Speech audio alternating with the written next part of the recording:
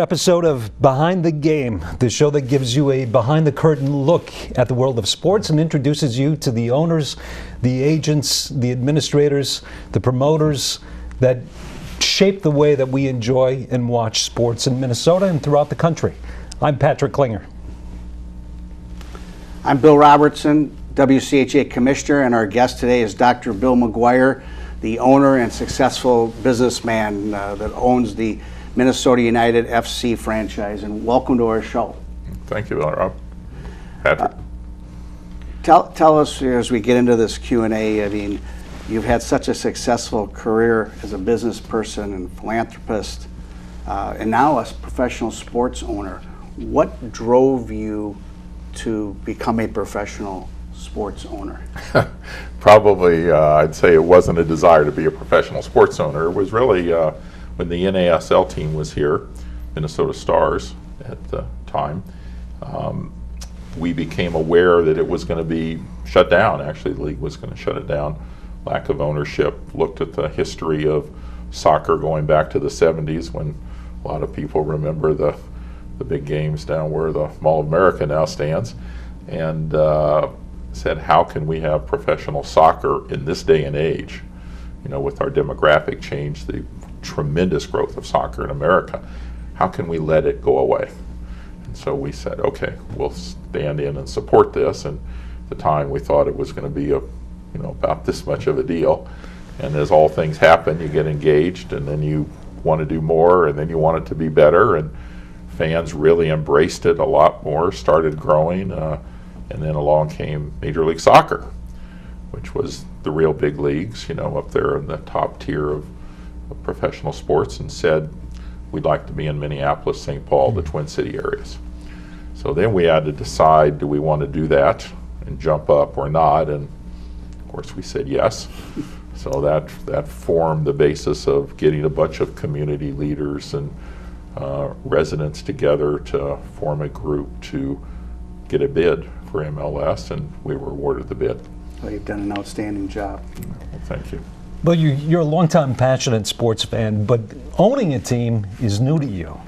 Yes. So tell us about some of the things that maybe surprised you about owning a team and some of the challenges that you faced. I suspect most people would say the same. Jim Pohlad would say it, Glenn Taylor would say it. One of it is just the frustration of not being able to make things happen the way you'd like to make it happen. When you're playing on the field, if you've got an athletic background, you're sort of saying, okay, I can do it. I'll run faster, shoot better, or whatever. I have some control. Here, when the game starts, for instance, you have no control. And you're sitting there. So it's tough being a spectator when you have a passion for the team and you want to support it, but you're also involved in the decision making that gets there. That's one of the big things, I think, that's very different. I think the complexity of it, it's very interesting to see, and I think all the sports, again, are the same, the fact that you have to run the business side and you have the sporting side, and they're all under one roof, but issues are sometimes very different. And how do you make the investments, and how do you manage, and how do you sell the story, so to speak, even when the fans are already clamoring for it? How do you make the decisions that make your sport continue to be interesting but also accessible? Accessibility is a big thing for us, and we want the community. This is really the people's sport. And I'm sure everybody says that, but this is, as we know, the world's game. And there's a lot that goes into that and what it means. There are a lot of similarities for you in your career from healthcare, that industry that you've taken over to the soccer franchise. Certainly there's some lessons, and I think some historical things. In this case, United Health Group, which was formed here, one of the great Minnesota companies that actually had its roots here, and then I came along and was part of that growth. Growing and building from something small and doing it in a sequential, directional basis, not let me just throw money at it right now and we'll wake up tomorrow morning and it's good. but actually building a foundation so you get something that is part of the community and the community cares about. I think United was very much the same way.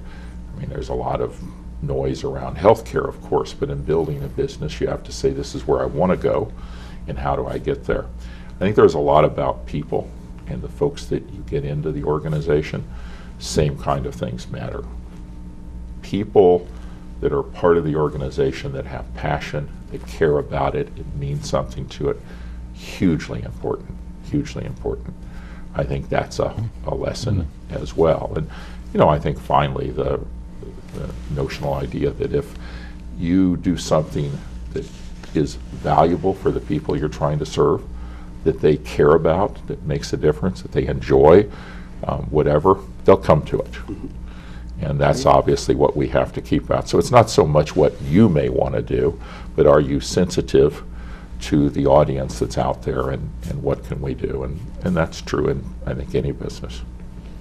Bill, for decades, we've been waiting for soccer to reach the level of popularity as baseball and football and basketball. There's been an expectation that at some point it would become as popular as sort of those classic American sports.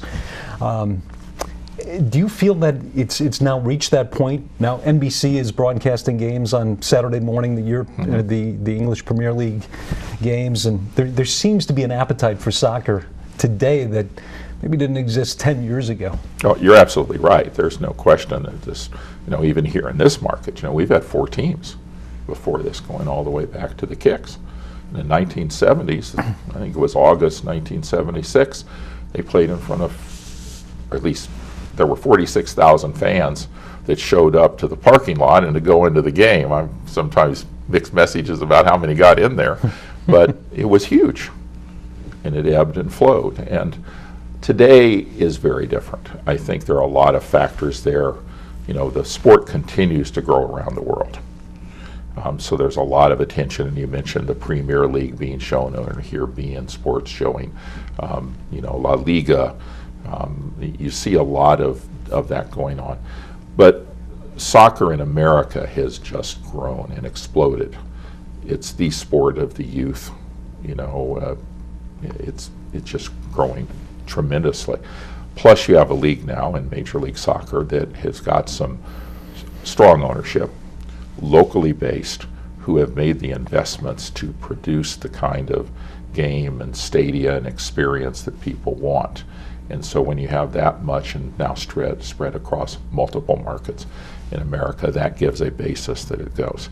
And of course our demographics are changing, and people's interest in the sport are changing. And this really is, an international sport. And lastly, I think when people start looking at it and experience, it's a great sport. It is a great sport, and it is an absolutely phenomenal fan experience. Just phenomenal.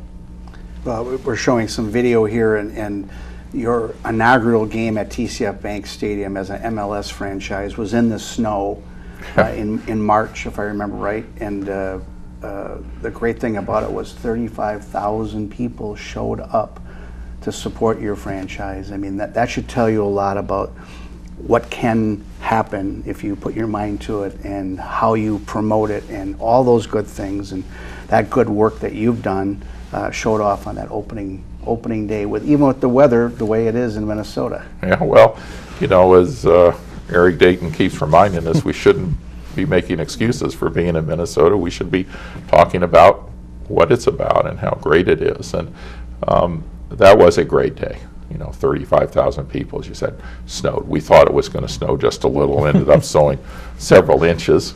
It was a different experience, but it made international news. It was everywhere. Sports Illustrated had a centerfold, literally 2 pages. I know Christian Ramirez, I think, going for a ball and in the snow coming down. It was great. And, our fans started out there and were with us through the season, actually grew as things went on, ebbed down. First game, of course, is always a little different, but it was great. Bill, did you come into soccer as a fan, or is this something that a sport that you've grown to love over the course of the last couple of years as you've owned Minnesota United? No, I didn't know much about the sport actually. That first year, literally went up to Blaine a couple times with commissioner of the NASL, David Downs, at the time, and watched 2 games and saw the passion of the people. They were playing up at the National Sports Center. Great facility out on grass. It was in the fall. Team was, into the playoffs, championship. It was amazing. I was just struck by, again, how can we have this with where our country is going in sports and the interest, and not do it. And so once involved, then it was a lot of learning, and pretty well versed in it now. That's great. New privately financed stadium. I want to say privately because you stuck your neck out when others may not have wanted to do that, because you wanted a stadium that the fans could enjoy, your team could be successful at. Tell us a little bit about the area, how you chose St. Paul and the Midway area for your stadium. Well, I would start with, reiterating what you just said. It was important to us, and I think important to all soccer fans, and certainly to the league, that we have a facility that was designed for the game of soccer and for the fans and the experience. And that's proven true with all high-end professional sports. They're just different where you play. So we wanted something that gave us the ability to capture the great weather in Minnesota, and we have great weather. You can have a few cool days at the ends, but it's great. Outdoors, big fan engagement, and that's what the design and the architecture, which we can talk about later. But so that was a big part. We also wanted it to be centrally located, so accessible to people, and with transportation accessibility as well. Not everyone has a car. Not everyone, bus lines don't necessarily go someplace. So we looked around. We actually had 3 main sites we were interested in, with all thought could work. One was down near Mall of America, actually. The other one was downtown Minneapolis. And then the St. Paul site at Snelling and University, or Snelling and I-94.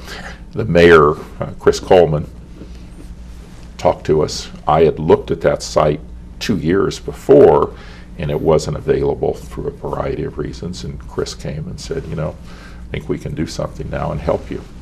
And that's how we got there. And it checked all the boxes.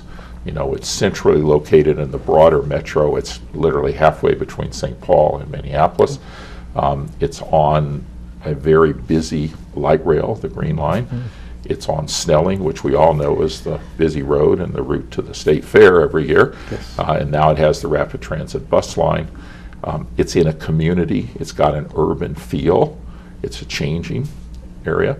It's just an absolutely great location for the sport. Well, just on top of that, you have a partner, an Allianz, named for the field, Allianz Field. Just tell us a little bit about that. Well, Allianz is another, one of our great Minnesota corporations, businesses. They're part of Allianz, the international company based out of Munich. They are very involved in the community, and that was one of their big things. They wanted to do some things that engage them even more in this community where their headquarters for North America are. They also are very engaged in soccer around the world, and we quip to say if you ever want to get international, you think about Allianz. They have their names on a number of other stadia around the world in great cities: Turin, Italy; Munich, Germany; Nice, France; Vienna; Sao Paulo; Sydney, Australia; and London; and now St. Paul. It's good company. But it's also built around this sport that they believe represents, as I say, the world's game, a game that has no barriers socio-economically around the world, that everybody can participate no matter who you are. It just takes a ball. And tremendous partnership, tremendous people. And it helps, and it engages them. They're part of our community. It's great to have somebody here. But it is a superb location and a superb situation, I think, for the fans. Bill, can you tell us a little bit about some of the unique elements inside the stadium? And I'm also curious about how you expect the stadium to transform the area around, the neighborhood around it. Sure. Well, the stadium itself sits on about 10 acres of land. Most of that is what's called the old bus barn site, which is owned by Met Transit, and we actually leased that from them and built the stadium on it. The surrounding area is 25 acres, so it forms a super block of about 35 acres. And the surrounding area has some businesses. A few of them have been moved now, torn down to make way for the stadium, and then that will grow back up with new development. The stadium is going to start at about 20,000 people. It is a very unique and interesting architectural design, has a lot of interesting elements, including this skin that's you can sort of see through, but it has the ability to be colored, soft, only stands 77 feet at the highest point above ground. So it won't dominate the area, it actually fits into the area and provides a locus for activity and stuff. Inside, the biggest thing I think people will see is the intimacy and the closeness to the game. It is a classic soccer field. The seat that is farthest away from the pitch, the field as some would say, is 125 feet. That's all. So everybody is there. Puts you right down there in it, and that's part of the soccer experience. Soccer is very much about the fans, almost as much as it is about the game being played on the field. And that's going to be a big thing. You know, there'll be great amenities, a roof partially, although it'll still be open so we can enjoy the weather. And it's just, I can't, we could go on and on, but I think it will be one of the truly great stadia in America, North America. I really believe that, and I think when people see it, and you can beginning to see it now, just the way it's being designed and built. Populous out of Kansas City is the architect, one of the leading architects in the world. They're doing a big stadium over in Tottenham right now. They previously did places like Kansas City. Mortensen, a great local company, is building the stadium as a general contractor. Great. We know them for a lot of other stadia. So it's got all the right elements. Minnesota has 5 major professional sports franchises, including your MLS team and a Big Ten university right in the main footprint in the Twin Cities area. In your estimation, does it make it harder for your organization in a crowded sports market like this to sell tickets, sponsorship, and other rights that you would have? Is it almost impossible to do, or how do you wedge your way in there in your estimation? Well, I think we start with the belief and the understanding that this is a great sports market. You just said it. We've got all these teams. There may even be more. I don't know if you included the Lynx. But the Timberwolves and Lynx would be. Timberwolves and Lynx. So we've got 2 great teams. Yes. And the Lynx have been a great franchise for us community. I think that we see the interest in sports. I think we have shown the passion of the people that live in our community, in our state and region, for their teams. We saw a great display of that with the Vikings' recent run, just the roots of the teams. So I start with the belief that people want sports. They like it, they enjoy it, they want to be part of it. And this is a great sport. And the demographics are changing, and this is very much the sport of younger people, people from around the world that move here. We're an international community. We want to be more of an international community. So I think our job is to provide a quality product, so to speak, in a place that's great to go to, where you can really participate in it. If we do that, we're going to be okay. We don't have to take away from somebody else. We simply have to provide something that people want to be part of. Sure. You mentioned passion, and one of the things that I think makes soccer fans so unique is that they're so incredibly passionate about the sport, where they don't have quite as much interest in maybe the other sports that maybe a baseball fan is a fan of football, and a football fan might be a fan of hockey. But soccer fans seem to be really zeroed in on their sport. Have you found that to be the case with your fans? Well, I think we have a lot of overlap, but I do know, and the statistics tell us that, the research, that there are a unique group of people, particularly the millennials, who focus on soccer, and that is their sport. You know, soccer has the youngest demographic of any of the major sports in America now, and they are quite focused on it, and they care about it. And it shows up in how they come to the game and how they participate. And everybody, of course, hears about the supporters, and you may have seen it on the video. I mean, you got these supporter groups, and they're there, and they are active the entire game. A big part of the game is this organic nature of the fan base. There isn't somebody there saying, this is what we want you to say, or chant now, or do this. It just springs up. It's there all the time, and it comes from the people, and nobody's coaxing them. So I think that's all part of what really attracts the people. No doubt. You know, the Pohlad family and the Taylor, Glenn Taylor and his family are investors in your club. Have they been a good resource for you to bounce ideas off of, since they own franchises, Glenn Taylor with the Timberwolves and the Pohlad family with the Twins? Has that been useful for you at all as far as trying to figure out things with the new stadium, Allianz Field, or things on the business side for yourself? Absolutely. I mean, just an unparalleled asset for us with both of those in terms of their sporting experience.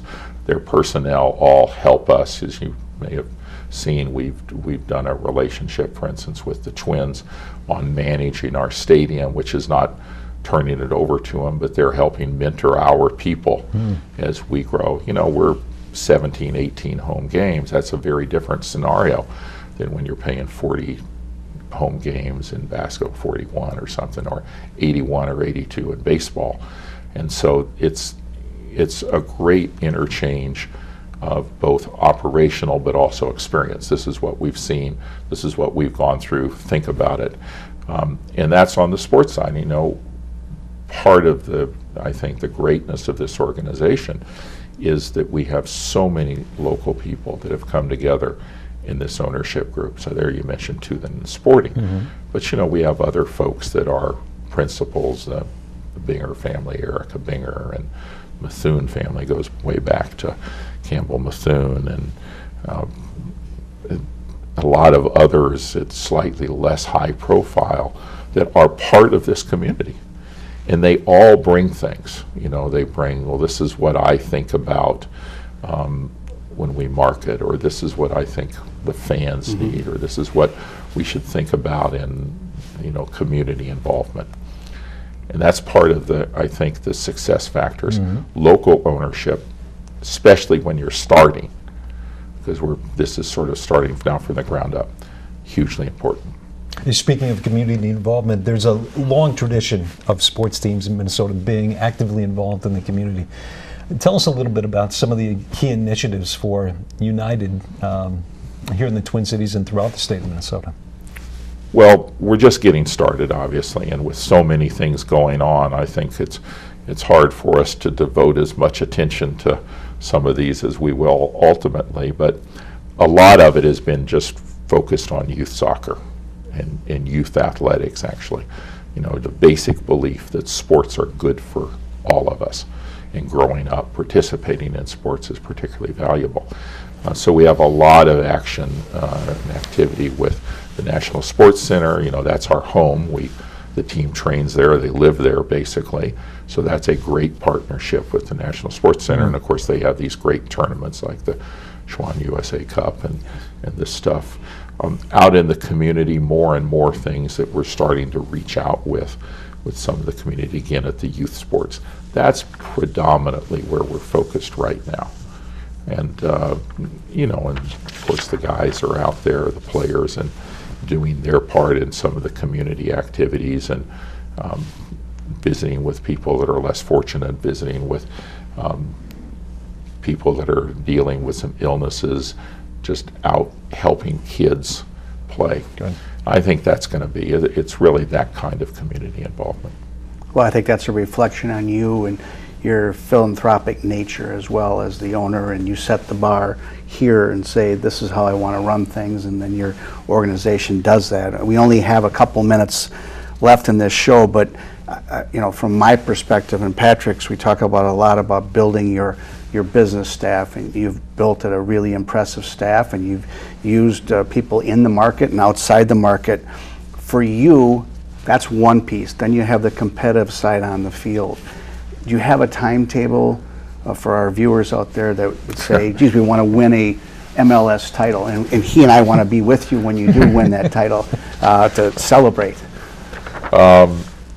We want to be better every year versus the last. We want to fulfill our abilities. We want to perform to the best we can be. We think if we do those things, we can certainly be competitive for that title. Ultimately, winning a title in any pro sports, as we all know, has got a lot of nuances and things that go either way. But we all want to win. We want to be in the playoffs this year. I think we can be. And I say that even as we watch some other teams that have very different market dynamics, very different economic considerations. They're not doing all the things we're doing at once. Spend a whole lot of money on players. Well, we can't worry about them. We have to worry about ourselves. And I think the coaching staff, Manny Lagos, the sporting director, Adrian Heath, the head coach, all his people, they're very focused on, let's get the right people that help us fill out our lineup so we can be competitive on the field. And hopefully it'll lead to us all being there and sharing that trophy one of these days with the final game played in our stadium. Last question. You've been a long-time Timberwolves season ticket holder. Any appetite to own an NBA franchise someday? No. I think I have the capacity to do one thing. I've got great partners in this venture, and even that's more work than I think can handle a lot of days. And Glenn and his group have done a great job for our community, and they're in good hands. So terrific. This will consume our focus, and hopefully, if we do as good a job this coming year as the Timberwolves are doing, despite a loss last night, but they're a good squad, and I think we got a lot of good things to look forward there, and in all of our teams, frankly.